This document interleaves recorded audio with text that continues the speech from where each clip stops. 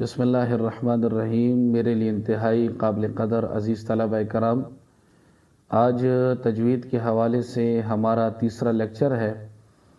گزشتہ دو لیکچروں میں ہم نے تجوید کے حوالے سے کچھ بنیادی باتیں پڑھ لی، تجوید کی لغوی تعریف، تجوید کی اصطلاحی تعریف، اور تجوید کے حوالے سے اس کا موضوع کیا ہے اور تجوید کا حکم کیا ہے۔ تجوید کے حکم کے بعد ہم نے اس کو قرآن سے، حدیث سے، اجماع امت اور قیاس سے ثابت بھی کیا۔ آج اس تیسرے لیکچر میں انشاءاللہ ہم دو چیزوں کے بارے میں پڑھیں گے۔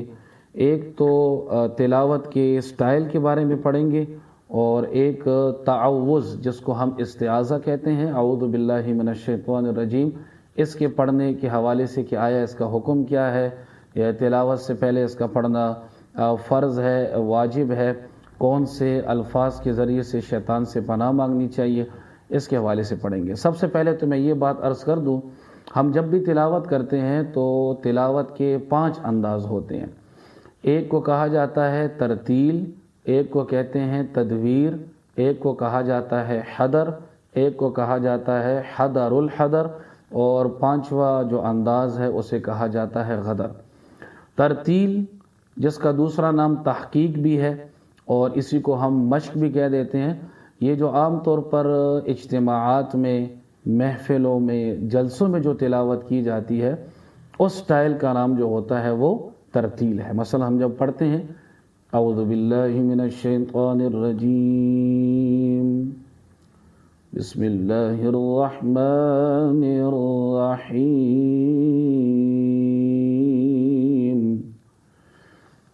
اقم الصلاة لدلوک الشمس الى غسق اللیل وقرآن الفجر۔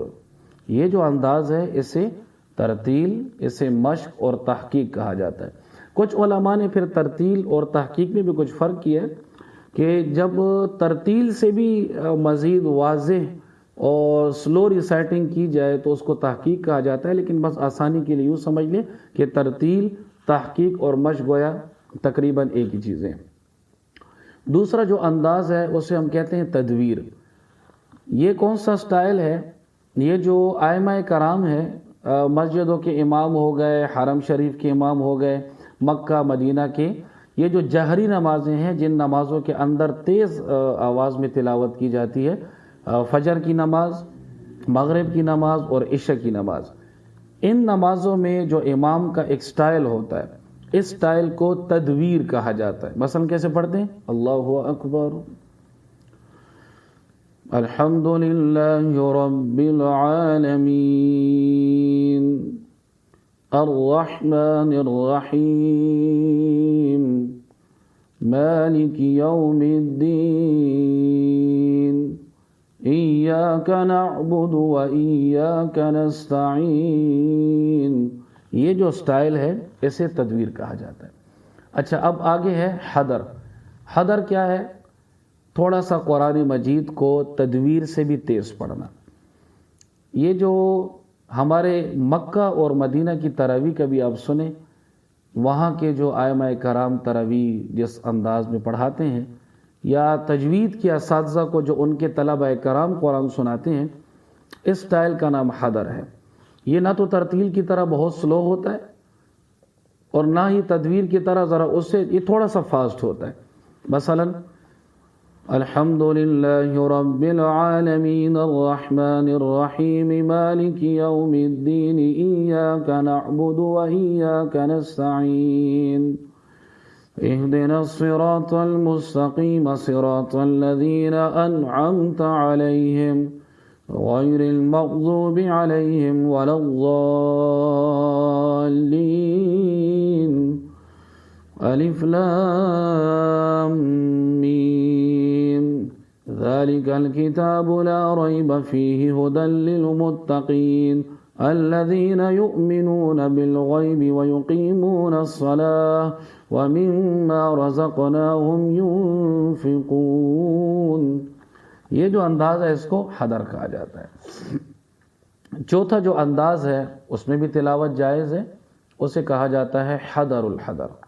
قرآن مجید تھوڑا تیز ہو لیکن اس میں 2 شرطیں ہیں، ایک تو تجوید کے مطابق ہو، اور دوسری بات یہ ہے کہ تلاوت صاف صاف ہونی چاہیے۔ پیچھے جو تلاوت سماعت کرنے والے ہیں، چاہے وہ مقتدی ہیں یا جو بھی ہیں، ان کو صرف یہ نہ ہو کہ بس یعلمون اور تعلمون کی آواز آئے، ان کو واضح طور پر قرآن مجید کی آیت سمجھ آنی چاہیے۔ خیر ہے تھوڑا تیز ہو، فاسٹ ہو، لیکن صاف ہو، تجوید کے مطابق ہو۔ مثلا میں آپ کو بتا دیتا ہوں، اللہ اکبر، الحمد للہ رب العالمین الرحمن الرحیم مالک یوم الدین ایاک نعبد و ایاک نستعین اهدنا الصراط المستقیم صراط الذین انعمت علیہم غیر المغضوب علیہم ولا الضالین الف لام میم ذلك الكتاب لا ريب فيه هدى للمتقين الذين يؤمنون بالغيب ويقيمون الصلاة ومما رزقناهم ينفقون والذين يؤمنون بما أنزل إليك وما أنزل من قبلك وبالآخرة هم يوقنون أولئك على هدى من ربهم وأولئك هم المفلحون. This is called حدر الحدر. 5واں جو انداز ہے اسے غدر کہا جاتا ہے، دھوکہ۔ قرآن مجید اتنا تیز پڑھنا، اتنی تیز تلاوت کرنا، تجوید کا بھی کوئی اصول اس میں نہ ہو، ساتھ ساتھ میں پڑھنے والوں کو بھی کچھ سمجھ میں نہ آئے، یعلمون تعلمون اور ایک آواز بالحق، بس یہ کلکلہ سمجھ میں آئے، اس کے علاوہ کچھ سمجھ میں نہ آئے۔ پڑھنے والوں کے کہ قاری صاحب نے کیا پڑھا ہے، جیسے عام طور پر آج یہ مذاق ہمارا اکثر رمضان میں ہوتا ہے کہ ہم اپنے مقتدیوں کو خوش کرنے کے لیے قرآن مجید کا بیڑا غرق کر دیتے ہیں۔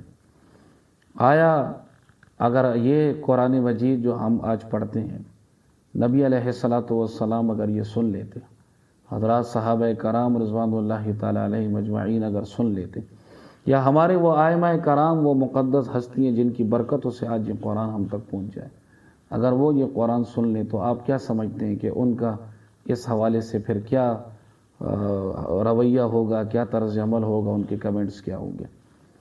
تو لہٰذا میرے عزیزوں، قرآن مجید جو ہے اللہ کو رضا کے لیے پڑھنا چاہیے۔ شروع کے جو 4 طریقے تھے، ترتیل، تدویر، حدر اور حدر الحدر، یہ تو بالکل جائز ہے۔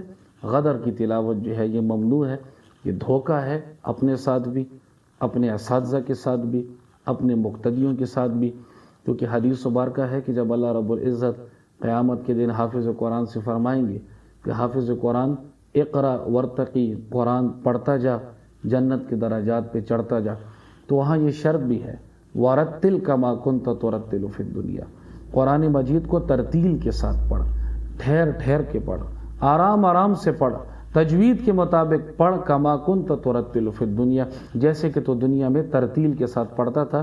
اور میں نے آپ کے سامنے ذکر کیا تھا کہ باب العلم حضرت علی رضی اللہ تعالی عنہ نے ترتیل کی کیا تعریف کی تھی؟ الترتیل ہوا تجوید الحروف و معرفت الوقوف، کہ حرفوں کو تجوید کے ساتھ پڑھنا۔ اللہ یہ نہیں فرمائیں گی تو غدر کما کنت تغدر فی الدنیا، اتنا تیز تیز پڑھ، اتنا تیز تیز پڑھ جیسے کہ تو دنیا میں تیز پڑھا کرتا تھا۔ تو لہٰذا ان حفاظ کرام کے لیے، ان قرائے کرام کے لیے، یا جو بھی تلاوت کرنے والا ہے جو نبی علیہ الصلاۃ والسلام کا امتی ہے، اس کی ذمہ داری ہے کہ قرآن مجید کو وہ آرام سے پڑھے، قرآن مجید کا مذاق نہ بنائے۔ ہو سکتا ہے کہ ہم یہ سمجھ رہے ہوں کہ ہمیں اس تلاوت پہ بہت کچھ ملے گا، شاید پھر اس جہان میں ہمیں خسارہ اور نقصان اٹھانا پڑے۔ عزیز طلبہ کرام، اب میں اپنے دوسرے موضوع کی طرف آتا ہوں، جس کے بارے میں شروع میں عرض کر چکا کہ استعاذہ، اعوذ باللہ من الشیطان الرجیم، جس کو ہم تعوذ بھی کہتے ہیں، انگلش میں جس کو کہا جاتا ہے ٹو سیک پروٹیکشن، اس کے بارے میں کیا حکم ہے؟ اس کے بارے میں 4 بحثیں انشاءاللہ آج ہم پڑھیں گے۔ محل استعاذہ، کیفیت استعاذہ، الفاظ استعاذہ اور حکم استعاذہ۔ محل کا مطلب کہ ہمیں تعوذ کہاں پہ پڑھنا ہے اور کہاں پہ نہیں پڑھنا۔ کیفیت کا مطلب کہ میں نے اعوذ باللہ، اس کو میں نے تیز آواز سے پڑھنا ہے یا اس کو میں نے آہستہ پڑھنا ہے۔ اور الفاظ کا مطلب یہ ہے کہ میں نے کس الفاظ کے ذریعے، کون سے صیغوں کے ذریعے سے شیطان سے پناہ مانگنی ہے اور میں نے اللہ رب العزت کی پناہ میں آنا ہے۔ اور حکم کا مطلب کہ استعاذہ کا حکم کیا ہے، فرض ہے، واجب ہے، مستحب ہے یا سنت ہے۔ یہ سب سے پہلی بات ہے محل۔ تو محل کے حوالے سے عزیز طلبہ یہ بات یاد رکھیے گا کہ قرآن مجید کی تلاوت کا ارادہ ہمارا جہاں سے بھی ہو، ہم جہاں سے بھی قرآن کو کھولیں، میں یہاں سے کھولوں وہاں سے کھولوں، مثلا میں مثال ایک دے رہا ہوں، میں قرآن مجید کو جہاں سے بھی کھولوں گا، چاہے وہ سورت ہو، سورت کے درمیان میں ہو، کوئی سپارہ ہو، جہاں سے بھی میں کھولوں گا تو استعاذہ اعوذ باللہ من الشیطان الرجیم پڑھنا یہ میرے لیے ضروری ہے۔ اچھا، دوسری بات کیا تھی؟ کیفیت استعاذہ۔ ہم تعوذ کو تیز آواز کے ساتھ پڑھیں یا آہستہ آواز کے ساتھ پڑھیں، اس میں علماء کرام اور قراء کرام کے دو گروہ ہیں۔ کچھ علماء کرام اور قراء کرام فرماتے ہیں کہ استعاذہ تعوذ اس کو آہستہ آواز سے پڑھنا چاہیے۔ اچھا، ان کی دلیل یہ ہے کہ وہ یہ فرماتے ہیں کہ یہ جو استعاذہ ہے، تعوذ ہے، اعوذ باللہ ہے، یہ ایک دعا ہے، اور دعا کے بارے میں قرآن ہمیں کیا کہتا ہے؟ ادعوا ربکم تضرعا وخفیہ، جب اپنے رب کو پکارا کرو تو عاجزی کے ساتھ اور آہستہ آواز میں پکارا کرو۔ تو لہٰذا جب تعوذ ایک دعا ہے تو دعا کے بارے میں قرآن نے کہہ دیا کہ اس کو آہستہ ہونا چاہیے۔ دوسری طرف کچھ علماء کرام اور قراء کرام وہ ہیں جو فرماتے ہیں کہ استعاذہ اور تعوذ کو جہرن ہونا چاہیے، تیز آواز کے ساتھ ہونا چاہیے، اور ان کی دلیل یہ ہے کہ یہ جو استعاذہ ہے، تعوذ ہے، اعوذ باللہ ہے، یہ ایک اعلان ہے، یہ اس بات کا اعلان ہے کہ قاری صاحب اپنی تلاوت شروع کرنے جا رہے ہیں۔ اور کیا اس کے بارے میں ذکر ہے قرآن مجید میں؟ اللہ تعالیٰ سورہ اعراف میں کیا فرماتے ہیں؟ وَإِذَا قُرِئَ الْقُرْآنُ، جب قرآن مجید پڑھا جائے، قرآن کی تلاوت ہو، فَاسْتَمِعُوا لَهُ، تو خوب غور سے سنو، کان لگا کے سنو، وَأَنصِتُوا، خاموش رہو، لَعَلَّكُمْ تُرْحَمُونَ، تاکہ تم پہ رحمت برسے۔ تو جب تعوذ ایک اعلان ہے تو اعلان تو اسی وقت ہوگا نا کہ جب اس کو تیز آواز سے ہم پڑھیں گے، تبھی تو جا کر دوسروں کو پتہ چلے گا کہ قاری صاحب تلاوت شروع کر رہے ہیں، انہوں نے استعاذہ پڑھ لیا تو اب ہمیں خاموش ہونا چاہیے۔ اگر ڈائریکٹ ہم ایک آیت سے شروع کر لیتے ہیں اس طرح تو ان کو تلاوت کے شروع ہونے کا پتہ ہی نہیں چلے گا۔ اور یہ حضرات پھر ان کی دلیل کا یہ جواب دیتے ہیں کہ آپ نے اگر یہ کہا کہ ٹھیک ہے بھائی تعوذ ایک دعا ہے، اور دعا کے بارے میں قرآن کا اصول یہ ہے کہ اس کو آہستہ پڑھنا چاہیے، تو پھر تو شریعت میں بہت اس طرح دعائیں ہیں، پھر اس کو ہم تیز کیوں پڑھتے ہیں؟ مثلا جیسے کہ فقہائے کرام نے لکھا ہے کہ دعائے استسقاء، جب ہم بارش کے لیے دعا کرتے ہیں تو وہاں امام آہستہ آواز سے نہیں دعا کرتا، بلکہ وہاں امام تیز آواز سے وہ دعا کرتا ہے، تو لہٰذا اس کو بلند پڑھنے میں بھی کوئی حرج کی بات نہیں ہے۔ تیسری بات الفاظ استعاذہ۔